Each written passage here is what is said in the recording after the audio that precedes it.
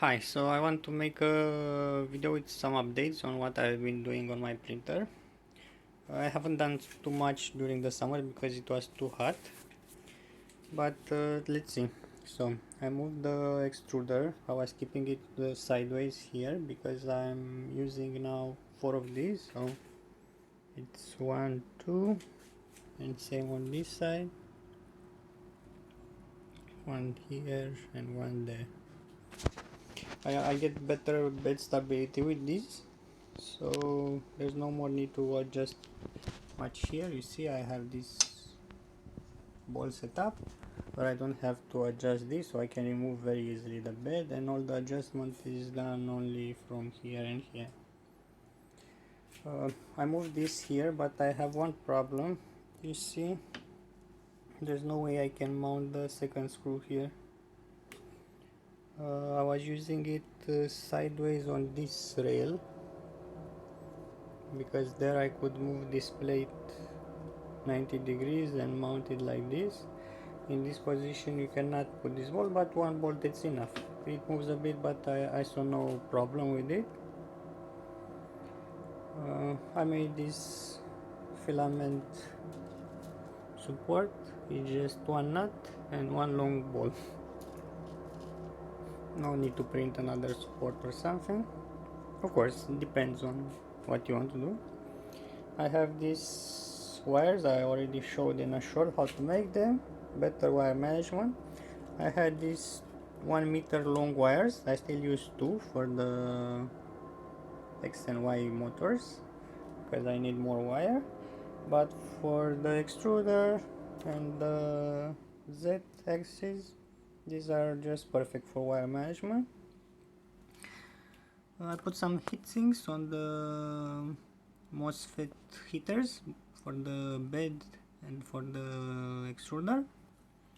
I gave up on the external one I was using before. These are more than enough. I'm still using that to limit the power to the bed because my power supply doesn't take all the 200 watts of this. Nothing much. I still have here the LED there, the LED strip I was using because I blew the DC-DC converter and I didn't mount it yet. Oh, I bought another one of these. So here on the head, on the print head, I was testing this, which is just a click button.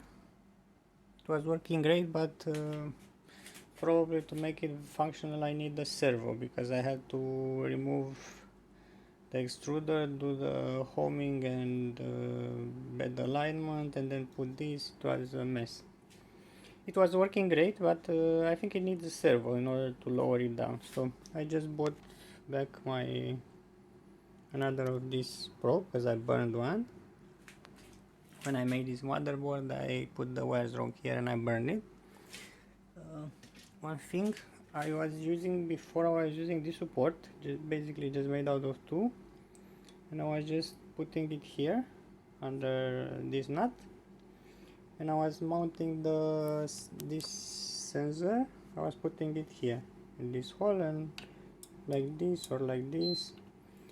The problem is I found it works great just here. It's just mounted with a zip tie, and I'm using these nuts as spacer to make it straight against this one, and it was great like this. It's just a problem I had because you see the last thing I have, it's this cardboard here. It's the only weak part. You see, if I pull it hard, it tends to bend a bit. It was good because when I was testing with, especially with my Z axis, when I put this sensor, I put it here. A couple of times the bed hit it and it didn't trigger because it's starting to bend like this, and it bended all the way up. So better nothing broken. This just has a bit of give. It was good for testing and stuff, but now I need to replace this one because this one is not great.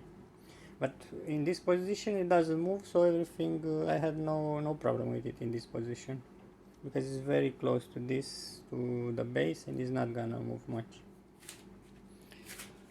Okay, what else?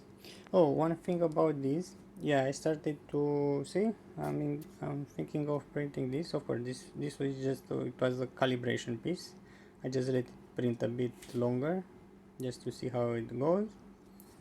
So I'm intending to put this here, so I replace this. If I make it thick enough, should be strong. Now it's a bit flex, but I just print only a fraction of what it should be.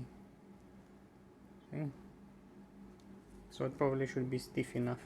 My main issue is like, ideally this part would be made like this from aluminium, this thick, so it would be super sturdy, because I'm a bit limited with the thickness here. I could use this thing, it's very hard, so from that point, but it's quite thick, and I'm limited here with this height.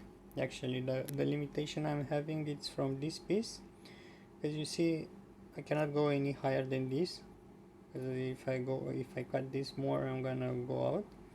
So this is the top limit, and in order for this belt to be under this one, so I can keep this distance between belts, this is kind of the maximum thickness I can put here. Otherwise I'll need to print something more complex part here, and I'm trying to keep things as easy to build as possible. And one last thing I want to show you, I bought these. You see, these are the eccentric nuts from the open builds, and I bought these ones that have this groove in it. You see, here and here. Same on this side, here and here, because it's very easy to do the aligning and adjusting. The normal ones have nothing. Initially I put with a mark on it, but it got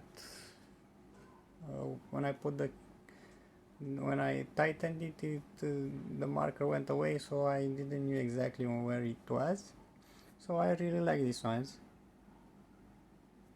I found them on AliExpress, but I think you can find some on Amazon as well, I'm pretty sure.